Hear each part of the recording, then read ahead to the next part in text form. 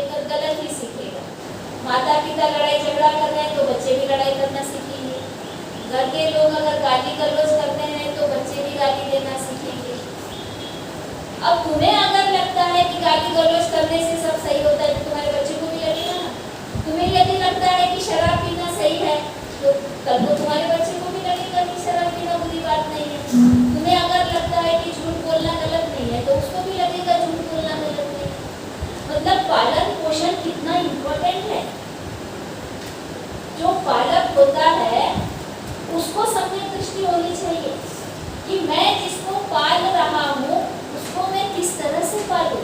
पूरी दुनिया में सभी परिवारों में जो समस्याएं हैं वो इसी वजह से है कि जो पालक वर्ग है वही मिथ्या दृष्टि का शिकार है, वही सही तरीके से नहीं समझ रहा है। अब हमारे बच्चे स्कूल में जा रहे हैं, कॉलेज में पढ़ रहे हैं, क्या पढ़ रहे हैं? साइंस पढ़ रहे हैं। साइंस में ये पढ़ रहे हैं कि H2O से मिलकर पानी बनता है, चीजें 3 फॉर्म में होती है। हाँ, कौन कौन से 3 फॉर्म में चीजें होती है? Solid, liquid and gas. और घर में हम ये सीख रहे नहीं सीख रहे, तो बच्चा कंफ्यूज हो जाता है। उसको तो वो सही लगता है क्योंकि वो प्रयोग करके सीखा जाता है किसमें क्या मिलाने से क्या बनता है। लेकिन धम्म में तो हम कोई चीज प्रूव ही नहीं कर रहे हैं। प्रूव कर रहे हैं क्या? ना क्वेश्चन कर रहे हैं ना उसको प्रूव कर रहे हैं कि ऐसा क्यों करना चाहिए, ये सही है या गलत है। तो बच्चा कंफ्यूज रहता है। इसलिए माता पिता अलग दिशा में चलते हैं, बच्चे अलग दिशा में चलते हैं। तो सबसे पहले किसको समझने की जरूरत है? माता पिता से समझते नहीं है तो फिर वो स्कूल भेज देते हैं, टीचर के पास भेज देते हैं और बोलते हैं ये बच्चा है ना बंदे जी, हमारा बच्चा ये बिल्कुल सुनता नहीं है, इसको कुछ समझता नहीं है, इसको लेके जाओ, चिवर दो इसको, ऐसे बोलते हैं। मतलब जितने भी बंजर जमीन के बच्चे होते हैं ना वो हमारे सुपुर्द किए जाते हैं और उपजाऊ जमीन वाले जो बच्चे होते हैं ना, होशियार बच्चे, उसको डॉक्टर, इंजीनियर ये सब बनने के लिए, IAS अधिकारी ये बनने के लिए भेजा जाता है। उसको धम्म सिखाया ही नहीं जाता। और जो बंजर जमीन होती है उसमें कितना भी कुछ बताओ कुछ उगता ही नहीं, कितना भी पानी डालो, कितना भी खत डालो तो भी कुछ उगता ही नहीं। इसलिए अंधश्रद्धा से ग्रसित होकर बहुत सारे लोग अपने बच्चों को चिवर देते हैं कि ये यहाँ ठीक हो जाए। ठीक तब होगा ना जब वो सुनेगा, नहीं तो गधाला सांगा ज्ञान आणि गधा हलवते कान।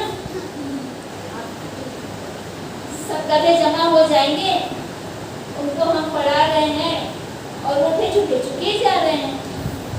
तो सारे गमों को बोलने के लिए लगा रहे हैं, वो चुके कर रहे हैं। ऐसा ही हो रहा है ना। कल हमने यहाँ पर कितनी अच्छी बातें सीखी कि किस वजह से दुख निर्माण होता है।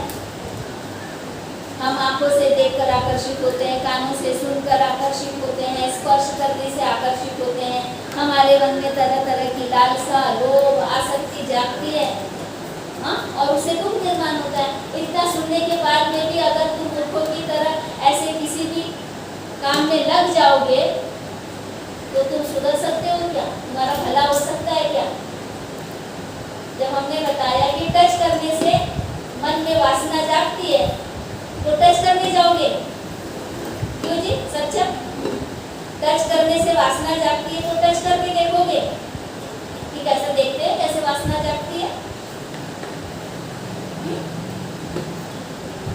देखना पड़ेगा क्या?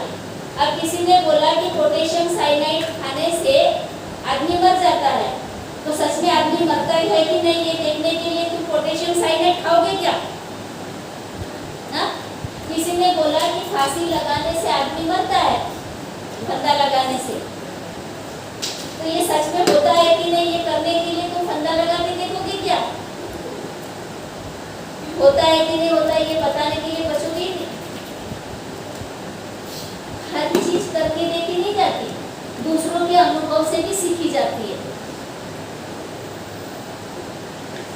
तब जाके सम्यक दृष्टि आती है। कुछ बातें अपने अनुभव से सीखते हैं, कुछ बातें दूसरों के अनुभव से सीखते हैं, और सीखने के लिए जिंदा रहना जरूरी है। मृत्यु कैसे होती है जहर पीने से, इसके लिए जहर पी के देखना जरूरी नहीं है। नहीं तो भी बाद में अनुभव ले लिया, वो अनुभव क्या हुआ ये बताने के लिए तुम जीवित नहीं रहोगे। बात समझ रहे ना? तो इतना दूर तक, गहरे तक हमको हर चीज को सोचना समझना है कि हमारी बात को कोई काट न सके। ऊपर ऊपर की बात करते हैं सब, ऊपर ऊपर की बातें करते हैं तो प्रश्न पैदा होते चले जाते। बात ऐसी हो कि कोई प्रश्न ही ना बचे। हम लोग आपको बार बार पूछते हैं, समझ गए क्या? कोई प्रश्न है क्या? ऐसा माइंड चंचल होता है। क्लास में यहाँ बैठे हैं लेकिन ध्यान उधर है, कुछ और चल रहा है माइंड में। कुछ प्रश्न है क्या, ऐसा पूछते हैं। क्यों पूछते हैं? जब तक प्रश्न है तब तक हमें लगता है कि हमने बात को सही तरीके से नहीं समझा। जिस दिन तुम्हारी बात समझ में आ जाती है, तुम्हारे प्रश्न खत्म हो जाते हैं। तो जहां तक प्रश्न उत्पन्न हो रहे हैं वहां तक गहराई से चिंतन करते चले जाओ, चिकित्सा करते चले जाओ, चीजों का ऑपरेशन करते चले जाओ। साइंस ने इतना आविष्कार कैसे किया है? ऑपरेशन कर करके। मैं सिर्फ शरीर की और मन की बात नहीं कर रही, जिस भी चीज के बारे में तुम जानना चाहते हो उसका ऑपरेशन करना पड़ता। बाबा साहब ने कौन सी समस्या का ऑपरेशन किया, बता सकते हो? बाबा साहब ने कौन सी समस्या का ऑपरेशन करके समाधान खोजा?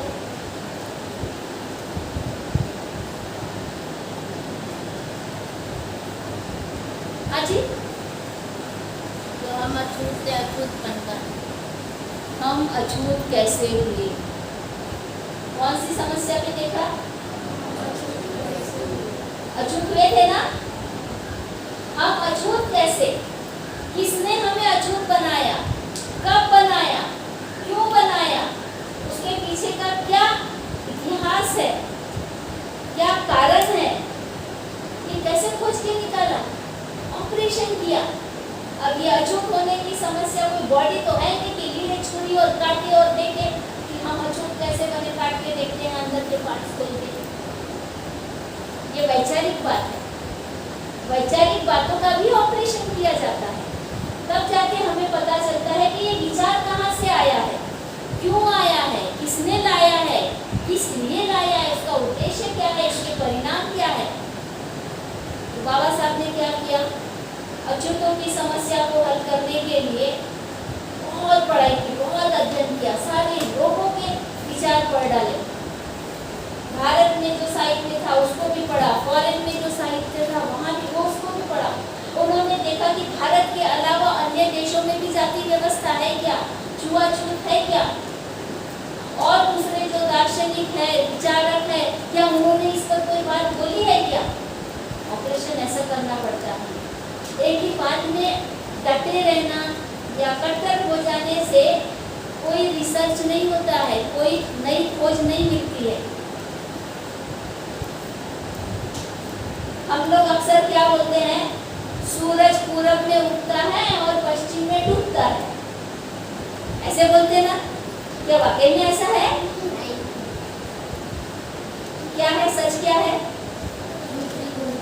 पृथ्वी घूमती है। Very good. पृथ्वी सूरज के चारों ओर घूमती है, सूरज तो स्थिर है, ये सच है। लेकिन दिखता क्या है? सूरज घूमता है। ऐसा दिखता है कि सूरज इधर से उधर जा रहा है, हमारी पृथ्वी गोल घूम रही है, सूरज के चक्कर लगा रही है, हमको पता ही नहीं चलता है। लेकिन उसके सच में जाने के लिए हमें बहुत रिसर्च करना पड़ा। वैज्ञानिकों ने रिसर्च किया कि वाकई में ये होता कैसे है।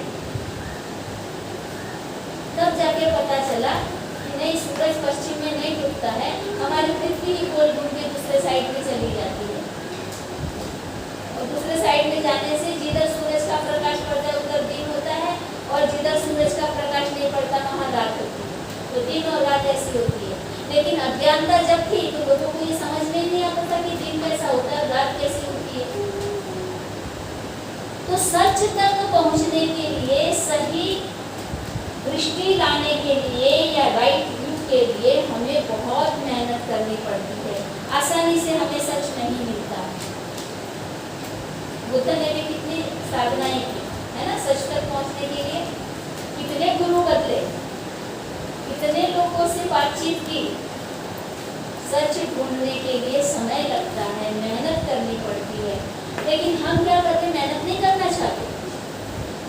जो पहले से चला आ रहा है उसको एडॉप्ट कर लेना बड़ा आसान लगता है। हम आलसी लोग हैं, ऐसा होता आया है ना। तो क्यों इतना हम अपना दिमाग खर्च करें? जो सब लोग करते हैं वही हम करेंगे, मेहनत बच जाती है। हम आलसी लोग मेहनत से बचते हैं, इसलिए जो चला आ रहा वैसे करते हैं और सदियों तक फिर ये गलत सोच, गलत परंपराएं सदियों तक ट्रांसफर होती चली जाती है। ऐसा ही हो रहा है बहुत सालों से। हमारा ये जो पाया है अष्टांग मार्ग का, ये मजबूती नहीं हो रहा।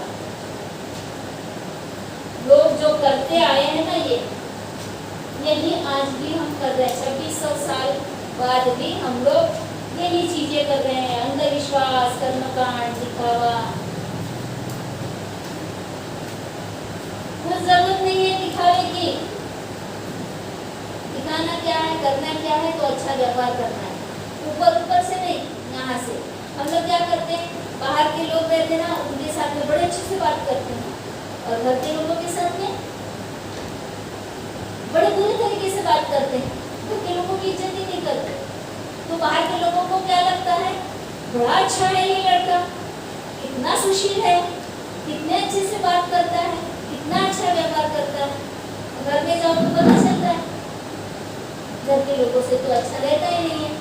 तो तुम क्या कर रहे हो, दिखावा कर रहे हो। अच्छे होने का केवल दिखावा कर रहे हो। इसको हटाना पड़ेगा। ये जो पाया है इसको मजबूत करने पड़ेगा, क्योंकि दिखावा ज्यादा दिन तक नहीं टिकता। दिखावा ज्यादा दिन तक टिकता है क्या? कभी ना कभी वो दिखावा भी खत्म हो जाता है या पोल खुल जाती है, पता चल जाता है। उसकी एक कहानी है ना, एक ऋषि था, भृगु ऋषि। वो बहुत तपस्वी था। एक गांव में गया और वहां के उसने बड़ी सुंदर जगह देखी पहाड़ी पर, और वहां जाकर वो ध्यान साधना करने लगा, तप करने लगा। अपने मन पर बहुत काम किया उसने। लोग बोलने लगे क्या बड़ा तपस्वी है, कितना महान तपस्वी है, इसके चेहरे पर क्या तेज दिख रहा है, कितना ज्ञानी है। श्रद्धा से उसको नमन करने लगे, उसको फूल चढ़ाने लगे। फिर उससे बातचीत भी की, हे ज्ञानी महात्मा, आप तो बड़े ज्ञानी हो, आपके चेहरे से तेज टपक रहा है, आप कभी हमारे गांव में भी पधारो। उसने बोला कि बाबा, मेरी तो इतनी प्रसिद्धि हो गई है कि मैं बहुत ज्ञानी और तेजस्वी हूँ। बड़ा खुश हो गया। फिर एक दिन गया अचानक से गांव में, तो गांव में मेला लगा हुआ था। तो मेले में गया। अब मेले में गया तो इतनी भीड़, कोई किसी की तरफ नहीं देख रहा। मेले में जो चीजें हैं, सजावट है, झूले हैं, दुकानें हैं, सब उसको देख रहे हैं, इसको कोई नहीं देख रहा। परेशान हो गया, अरे मुझे कोई पहचान ही नहीं रहा, कोई मेरे तरफ देख ही नहीं रहा। अब देख तो नहीं रहे, आते जाते लोग उसको धक्का भी मार रहे हैं, उसको धक्का मार के आगे बढ़ रहे हैं। तो और परेशान हो गया, ऐसे लोग हैं, मुझे न जान रहे हैं न पहचान रहे हैं, ऊपर से धक्का मार के जा रहे हैं। मैं इतना बड़ा ज्ञानी तपस्वी, इन्हीं लोगों ने तो बोला था, और आज मुझे पहचान ही नहीं गए हैं। तो उसके बाद में वो लड़ने लग गया, उसका क्रोध बढ़ते चला गया, वो झगड़ा करने लगा, मुझे जानते नहीं हो क्या, मुझे पहचानते नहीं हो क्या। फिर उसको समझ में आया, अरे वहां तो मैं अकेला था, इसलिए मेरे लिए आसान था शांत रहना। लेकिन 4 लोगों के बीच में आया, वाकई में जब किसी ने उसका मान सम्मान नहीं किया, उसको पहचाना नहीं, तो उसके माइंड पर का जो नियंत्रण है वो चला गया। और उसको क्रोध आने लगा, क्रोध में वो गाली देने लगा, लड़ने लगा, तो वो जो दिखावा था ना अकेले में, वो दिखावा सारा गिर गया, उसका मुखौटा गिर गया। ऐसे हम लोग बहुत सारे लोग बाहर में कुछ दिखाते हैं और घर में कुछ होते हैं। बड़ा अच्छा बोलते हैं बाहर में, और खास करके तुम्हारे उम्र के लड़के लड़कियां तो बहुत दिखावा करती है। किसी को इम्प्रेस करना है तो बड़े अच्छे से बोलेंगे, लड़की को आप करके बोलेंगे, और घर में माँ को पिता को तू तड़ाक करके बात करेंगे। लड़की को इम्प्रेस करने के लिए आप बड़ी अच्छी हो, आप बड़ी सुंदर हो, आप कहाँ गई थी, आपको मैं कहीं छोड़ के दूं क्या, इतना मस्त बोलते हैं। लड़की को भी बड़ा अच्छा लगता है उसका दिखावा, इम्प्रेस हो जाती है। और घर में जाते हैं तो बहन को क्या बोलते हैं, एक मेरे गिलास पानी लाना, कहाँ गई थी तू, चल बैठ इधर, इस तरह से बात करते हैं। और बाहर की लड़की को इम्प्रेस करने के लिए भाषा दूसरी है और घर में बहन के साथ भाषा दूसरी है।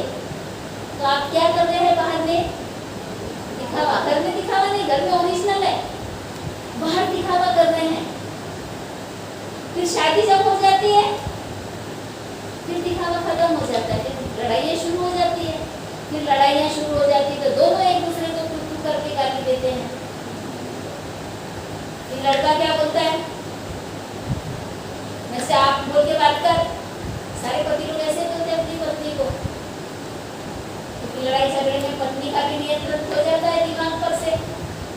तो पहले तो अजी अजी, हाजी हाजी ऐसे बोलती है, अजी आयता काजी, अजी एता काजी। और जब झगड़ा हो जाता है तब वो असा सास ना तो तसा सास, फिर उसको बर्दाश्त नहीं होता। इतने दिन से तो अजी अजी कर रही थी और अभी तू कर रही है, उसका पारा गर्म हो जाता है। और कितने दिखावे में रहते हैं हम लोग। अम्मा की बात हो, घर में व्यवहार की बात हो या बाहर समाज में व्यवहार की बात हो, हर जगह हम लोग दिखावा करते हैं, क्योंकि हम मिथ्या दृष्टि के शिकार हैं। हमको पता ही नहीं कि इस वजह से आगे जो परिणाम होगा वो कितना बुरा होगा, इससे हम सुखी नहीं हो सकते। हम दोहरी मानसिकता लेकर जब जीते हैं दिखावे वाली, तो हमें सही रिजल्ट नहीं मिलता, क्योंकि कभी न कभी तो झूठ पकड़ा जाता है ना। तो सम्यक दृष्टि ये हमारी जो नींव है, क्या की नींव है, ये नींव है, ऐसे लिखेंगे, ऐसे लिखेंगे, थोड़ी नींव पीछे से, या इसको क्या बोलते हैं, पाया। और क्या बोलेंगे, फाउंडेशन, फाउंडेशन, आधार, आधार। ये बहुत सही होना चाहिए, इसको समय लगा चलेगा। आप सब यहाँ पर किस लिए आए हैं, ज्ञान लेने के लिए। और कैसा ज्ञान लेने के लिए आए हैं, सम्यक ज्ञान लेने आए हैं, सम्यक दृष्टि बढ़ाने आए हैं। इसलिए तो आपको इनके उदाहरण देने के समझा रहे हैं। थोड़े से में बता देंगे, ऊपर ऊपर बता देंगे तो कुछ समझ में नहीं आएगा।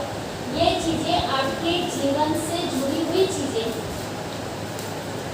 आपको तभी समझ में आएगी जब इन चीजों को आप अपने जीवन से जोड़ोगे कि हम कहाँ कहाँ गलत सोच रखते हैं और हमें उस गलत सोच को कैसे दूर करना है और सही सोच को अपने अंदर लाना है।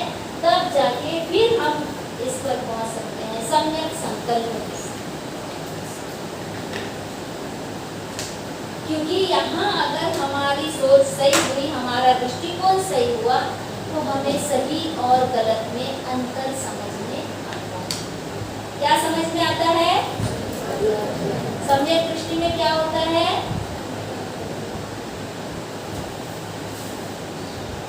मैं जैसे खिचकट लिख रही हूँ ऐसे मत लिखना, एक इंच एक लिखना, सही और गलत में अंतर। क्या समझ में आता है सम्यक दृष्टि आने से? सही और गलत में अंतर समझ में आता है। तुम लोग एक के नीचे एक लिखो। और जब ये अंतर समझ में आता है सम्यक दृष्टि से, तो हम सही का चुनाव करते हैं। क्या करते हैं? सही का चुनाव करते हैं। अब तुम जो बाहर में अलग व्यवहार करते हो, घर के भीतर घर के लोगों से अलग व्यवहार करते हो, ये तुम्हारे ध्यान में आना चाहिए कि तुम दोहरा व्यक्तित्व जी रहे हो, तुम बाहर दिखावा कर रहे हो। जब समझ में आ जाएगा ये गलत है, तो तुम अपने आप को कौन सा सुधार करोगे? बाहर में भी गलत व्यवहार करने लगोगे? क्या सुधार करोगे? घर में भी अच्छा व्यवहार करोगे, दिखावे वाला व्यवहार नहीं। बाहर में भी दिखावा नहीं करना है और घर में भी दिखावा नहीं करना है। जो भी चीज करनी है वो सोच समझकर, जो अपने लिए भी सही हो और दूसरों के लिए भी सही हो, नुकसानदायक नहीं हो, ऐसा व्यवहार तुम करोगे। तो पहले क्या करना पड़ेगा? ऐसा समझकर सम्यक संकल्प लेना पड़ेगा। संकल्प लेने का मतलब है निर्धार करना पड़ेगा। अपने आप से प्रतिज्ञा करनी पड़ेगी कि मैं आज से ऐसा व्यवहार करूंगा, जो सही है वो व्यवहार करूंगा।